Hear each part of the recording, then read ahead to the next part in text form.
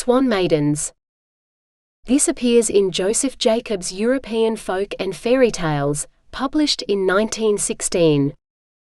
There was once a hunter who used often to spend the whole night stalking the deer or setting traps for game. Now it happened one night that he was watching in a clump of bushes near the lake for some wild ducks that he wished to trap. Suddenly he heard, high up in the air, a whirring of wings and thought the ducks were coming, and he strung his bow and got ready his arrows. But instead of ducks there appeared 7 maidens all clad in robes made of feathers, and they alighted on the banks of the lake, and taking off their robes plunged into the waters and bathed and sported in the lake. They were all beautiful, but of them all the youngest and smallest pleased most the hunter's eye, and he crept forward from the bushes and seized her dress of plumage, and took it back with him into the bushes. After the Swan Maidens had bathed and sported to their heart's delight, they came back to the bank wishing to put on their feather robes again, and the 6 eldest found theirs, but the youngest could not find hers. They searched and they searched until at last the dawn began to appear, and the 6 sisters called out to her, "We must away, 'tis the dawn, you meet your fate whatever it be." And with that they donned their robes and flew away and away and away. When the hunter saw them fly away, he came forward with the feather robe in his hand, and the Swan Maiden begged and begged that he would give her back her robe. He gave her his cloak but would not give her her robe, feeling that she would fly away. And he made her promise to marry him and took her home, and hid her feather robe where she could not find it. So they were married and lived happily together and had 2 fine children, a boy and a girl, who grew up strong and beautiful, and their mother loved them with all her heart. One day her little daughter was playing at hide-and-seek with her brother, and she went behind the wainscoting to hide herself, and found there a robe all made of feathers, and took it to her mother. As soon as she saw it she put it on and said to her daughter, "Tell father that if he wishes to see me again he must find me in the land east o' the sun and west o' the moon," and with that she flew away.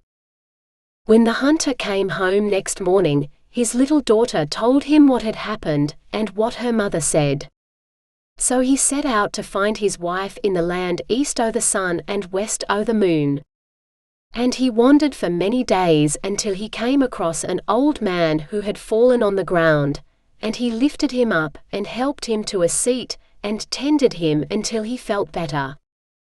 Then the old man asked him what he was doing and where he was going.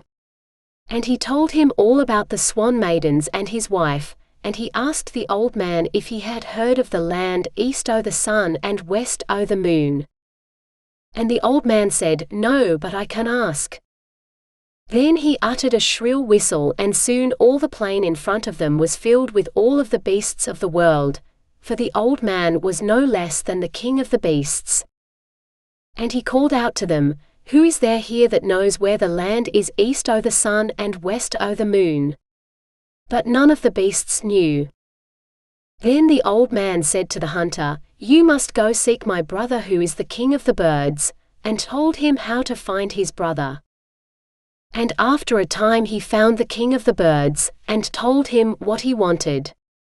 So the king of the birds whistled loud and shrill, and soon the sky was darkened with all the birds of the air, who came around him. Then he asked, "Which of you knows where is the land east o' the sun and west o' the moon?"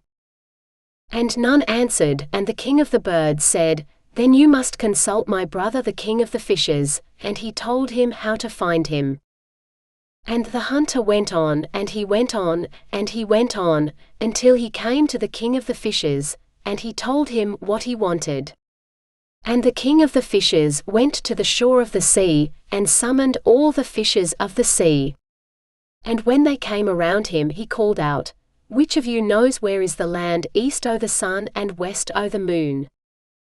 And none of them answered, until at last a dolphin that had come late called out, "I have heard that at the top of the crystal mountain lies the land east o' the sun and west o' the moon, but how to get there I know not, save that it is near the wild forest." So the hunter thanked the king of the fishes, and went to the wild forest. And as he got near there he found two men quarreling, and as he came near, they came towards him and asked him to settle their dispute. "Now what is it?" said the hunter. "Our father has just died and he has left but two things, this cap which, whenever you wear it, nobody can see you, and these shoes, which will carry you through the air to whatever place you will. Now I, being the elder, claim the right of choice, which of these two I shall have." And he declares that, as the younger, he has the right to the shoes. Which do you think is right? So the hunter thought, and at last he said, "It is difficult to decide, but the best thing I can think of is for you to race from here to that tree yonder, and whoever gets back to me first, I will hand him either the shoes or the cap, whichever he wishes." So he took the shoes in one hand and the cap in the other, and waited until they had started off, running towards the tree. And as soon as they had started running towards the tree, he put on the shoes of swiftness, and placed the invisible cap on his head, and wished himself in the land east o' the sun and west o' the moon. And he flew, and he flew, and he flew, over 7 bens, and 7 glens, and 7 mountain moors, until at last he came to the Crystal Mountain. And on the top of that, as the dolphin had said, there was the land east o' the sun and west o' the moon.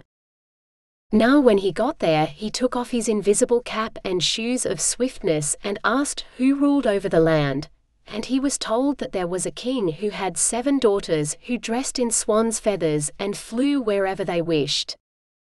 Then the hunter knew that he had come to the land of his wife.